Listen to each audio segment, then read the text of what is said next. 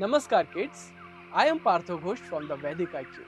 In the previous two stories, we saw how the crows killed the black snake and how the clever crab killed the crafty crane. And as we can recall, these stories were being told by Damnak the jackal to his fellow jackal Karkat to tell him the importance of using our wit. Can you also recall why Damnak was telling these stories to Karkat in the first place?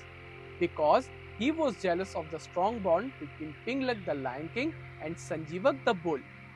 Damnak wanted to create differences between the bull and the lion, but Karkat was not convinced that Damnak could do so.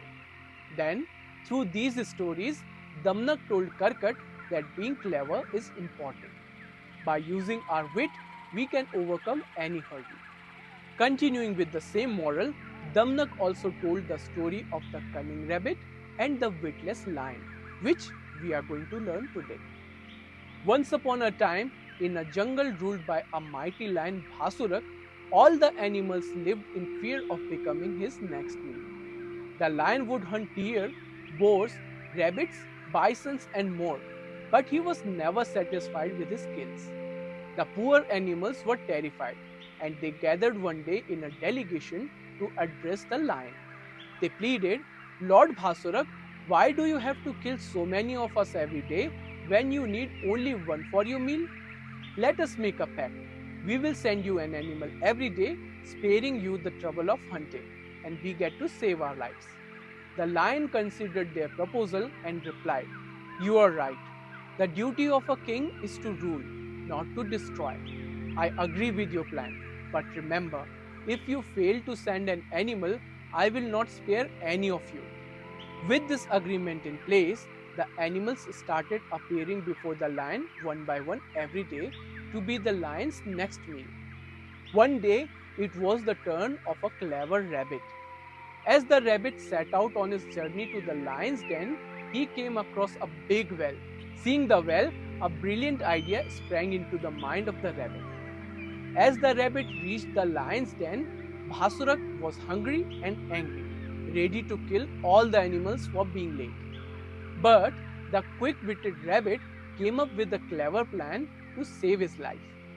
The rabbit spoke respectfully.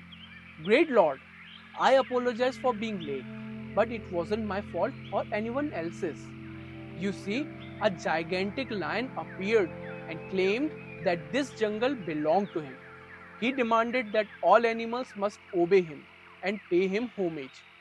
He also mentioned that you are a cheat, and he challenged you to a trial of strength. The winner shall become the true king. He ordered me to bring you to his fort for the contest. That's why I'm late. Intrigued by the idea of proving his strength, the lion demanded to see this challenger. The rabbit, with a mischievous grin, led Bhasurak to the well, telling him that the great lion was inside. The foolish lion peered into the well and saw his own reflection in the water. Mistaking it for the challenger, he roared and jumped into the well to attack his opponent. Of course, there was no challenger, and the poor lion drowned into the water. And so, with the demise of the witless lion, the animals of the jungle were finally free from their fears and they lived happily ever after. They learned that wit and cleverness would sometimes be more powerful than brute strength. Now, kids, let us test your memory. Why did the rabbit trick the lion into jumping into the well? A. To show him the fish in the well. B. To save himself from being eaten. C. To teach him how to swim. Kids, if you chose B. To save himself from being eaten, congratulations. You have proved that you are clever, just like the cunning rabbit. Well done. The correct answer is B. As we can recall, out of jealousy, Damnak set out to create differences between the lion and the bull.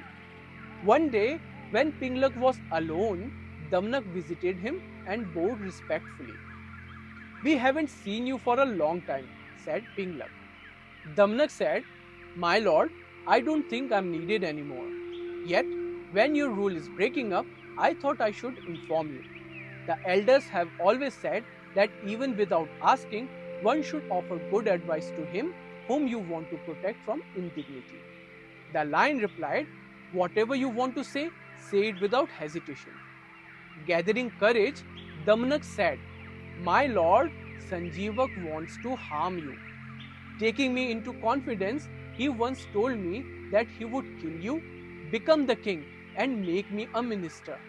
But Sanjeevak is a trusted friend of mine. Why should he think of harming me?" The lion was surprised. Damanak said, "Everyone wants power. My lord, what made you make the bull your best friend? He is not strong enough to kill your enemies. It is better to get rid of him." But Sanjeevak was a trusted friend of the king. How could he kill him? Damanak continued, "My lord, according to the wise men, you should not make friends with people you do not know. Do you know how an innocent flea died because of a bug?" Pinglak demanded to know the story, and Damanak started to tell a fascinating tale about the flea and the bug. And so, dear kids, the plot thickens. Will Damanak's cunning plan work? Will Pinglak and Sanjeevak's friendship survive the test of deception and intrigue? Let us find out in the next exciting episode. Until then, keep using your brain and remember, intelligence is a superpower. Namaskar.